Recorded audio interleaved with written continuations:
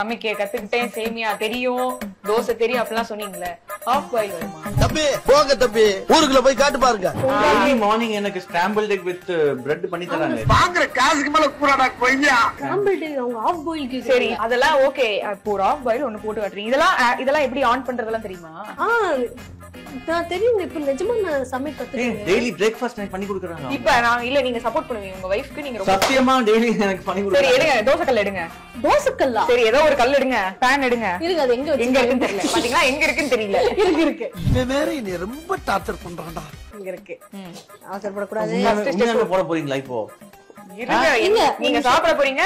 நான் வாய்ப்பே என்ன கிடையாது. புரியலையே? நான் சாப்பிட கூடாது, டயட்ல இருக்கேன் நான். என்ன நீ எல்லோ, ஃபர்ஸ்ட் ஆன் பண்ண கூடாது அடுப்பு. ஃபர்ஸ்ட் நம்ம சமைச்சிடணும், அப்புறம் ஆன் பண்ணீங்கன்னா அதே வெந்துரும். காலையில என்ன விளையாட்டு காட்டுறாங்க, எப்படி எல்லாம் சோதிக்கிறாங்க. ஹாஃப் பாயிலுக்கு நெய் போட்டா நல்லா இருக்குமா? தெரியலங்க. நீங்க அப்படிதான் பண்றீங்க.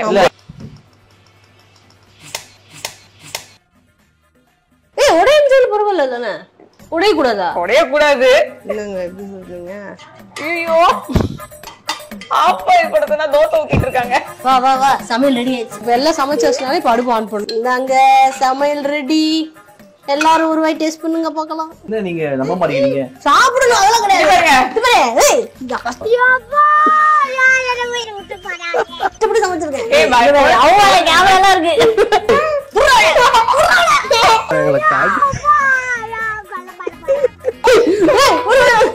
பாப்பு என்னோட பிரேக்ஃபாஸ்ட் சொல்லுங்க பாப்பு. பாருங்க இங்க பாருங்க.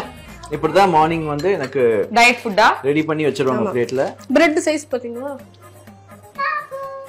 பாத்தீங்களா? சரி எல்லாரும் வந்துட்டு சாப்பிட்டுட்டு எப்படி இருக்குன்னு பார்த்து சொல்லிக்கலாம். ஆமா. இப்போ இவங்களோட ஃபைனான்சஸ் எல்லாமே வந்து நீங்க தான் ஹேண்டில் பண்றீங்க அப்படின்னும் போது நீங்க அதை எப்படி பாக்குறீங்கன்னா, சில பேர் என்ன அவங்க சம்பாதிக்கிறாங்க என்ன கொடுத்துறாங்க இல்லங்க, என்கிட்ட சின்ன வயசு ஜிபே கூட உங்ககிட்ட இல்லையா? உண்மையா அது? இல்ல. ஆஹா. உண்மைதானே அது? ஆமா. உங்களுக்கு கார்டு இல்லையா? கார்டு இல்ல. வீட்ல இருந்து எவ்வளவு வெளியில போகுது, எவ்வளவு உள்ள வருது எதுவுமே அவங்களுக்கு தெரியாது.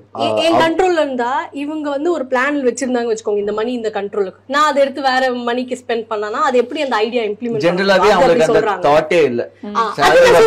சின்ன வயசுல இருந்து எனக்கு ஒரு மைண்ட் செட் என்னன்னா, இப்ப நான் வந்து ஒண்ணு சம்பாதிக்க அப்படின்னு எடுத்துட்டு வந்தா, ஒண்ணு ஃபர்ஸ்ட் வந்து ஸ்டார்டிங் சம்பாதிக்கும் போது எனக்குன்னு செலவு பண்ணேன். அதுக்கப்புறம் கொஞ்சம் அதிகமாக ஆக அந்த அந்த காசு எடுத்துட்டு போயிட்டு என்னோட ஃபேமிலி மெம்பருக்கு கொடுத்து அவங்க ஹாப்பினஸ் பார்க்கணுன்றது எனக்கு ஒரு அது இந்தாங்க இது நம்ம ஒரு என்னோட சம்பாதிச்சது அப்படின்னு சொல்லி கையில குடிச்சு அதுல எனக்கு ஒரு ஹாப்பினஸ் கிடைக்கும்.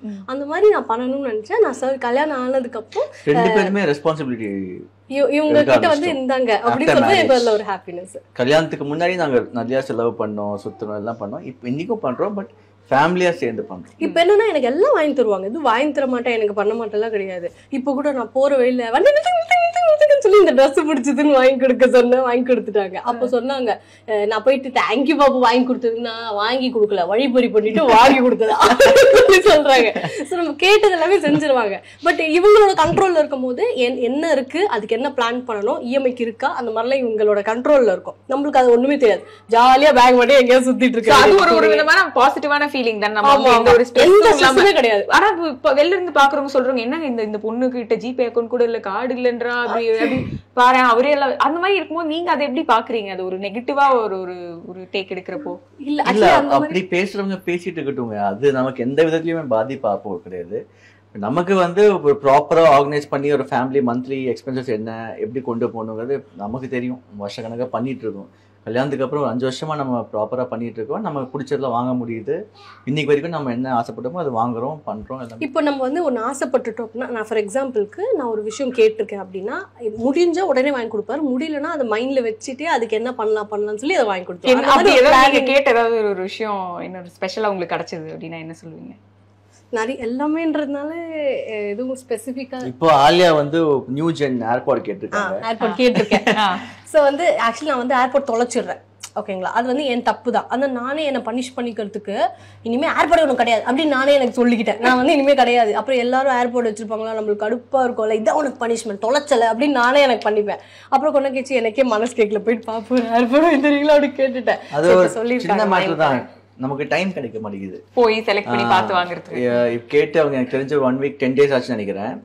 நான் வந்து ஃபுல் பேக்டா ஷூட்ல இருக்கேன். ஸோ இப்போ இந்த 3 பொங்கல் ஹாலிடேஸ் வந்து ஃபேமிலியா இருக்கலாம் சொல்லிட்டு நாங்கள் இது வேற மாதிரி பிளான் பண்ணிட்டோம்.